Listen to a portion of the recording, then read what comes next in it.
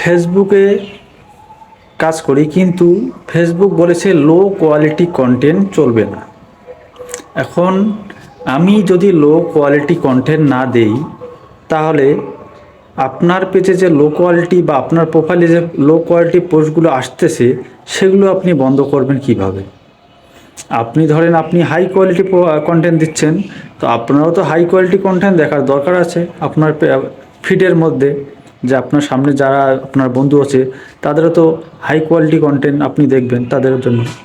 কিন্তু সেটা আপনারা বন্ধ করবেন কিভাবে, চলুন দেখে নেওয়া যাক।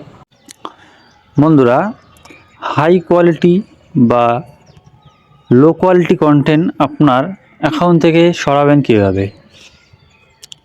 সর্বপ্রথম আপনি আপনার ফেসবুকটা ওপেন করবেন এবং সেটিংসের মধ্যে চলে আসবেন। সেটিংসে আসার পর একদম উপরের দিকে দেখবেন কন্টেন্ট পারফরমেন্স বলে একটা অপশান আছে, কন্টেন্ট পারফরমেন্স। তো এখানে আসার পর আপনাকে অনেকগুলো অপশান আসবে। এখানে ফেভারিট, সুনোজো, আনফলো, রিকানেক্ট এবং ম্যানেজ ডিফল্ট। এই ম্যানেজ ডিফল্টের মধ্যে ক্লিক করবেন।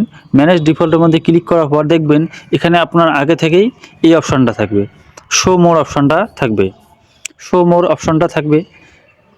তো তখন আপনাকে কী করতে হবে, এই শো লেসের মধ্যে ক্লিক করে সেভ করে দিতে হবে। সবগুলি আপনার কিন্তু শো মোরে এরকম থাকবে, শো মোর থাকবে তিন অপশানে। যদি আপনি কোনোদিনও এই অপশানটি আপনি বন্ধ করেননি, তাহলে অবশ্যই এখানে শো মোর লেখা থাকবে নতুন অবস্থায়। যখন আপনি এখানে বন্ধ করতে চাইবেন, শো লেসের মধ্যে ক্লিক করে সেভ করে দেবেন প্রতি তিনোটায়। যে এখানে আমি ওকে করে দিলাম। এবং সেন্সিটিভ কন্টেন্ট, যে আপনার ফিডের মধ্যে সেন্সিটিভ কন্টেন্ট আসলে সেটা শো লেস করলে কী হবে, কোনো আসবে না, খুবই কম আসবে। এবং আর আনঅরিজিনাল কন্টেন্ট বা প্রবলেমেটিক শেয়ারিং, এগুলো হচ্ছে শো লেস করে দেবেন, সেটাও আসবে না। লো কোয়ালিটি কন্টেন্ট সেটাও করে দেবেন, সেটাও আপনার ফিডের মধ্যে লো কোয়ালিটি কন্টেন্ট আসবে না। সে যতই আপলোড করুক, সে আপনার ফিডের মধ্যে লো কোয়ালিটি কন্টেন্ট আসবে না।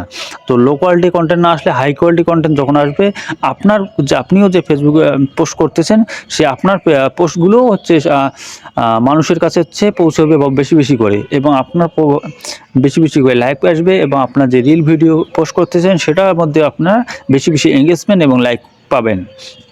তো আশা করি আপনারা এই সেটিংটা অবশ্যই করে নেবেন, এবং ভিডিওটি ভালো লাগলে অবশ্যই লাইক করে পাশে থাকবেন। আমাদের সাথে যুক্ত হওয়ার জন্য বন্ধু হয়ে পাশে থাকবেন, এবং ভিডিওটি কেমন হয়েছে একটু কমেন্ট করে জানাবেন। ধন্যবাদ।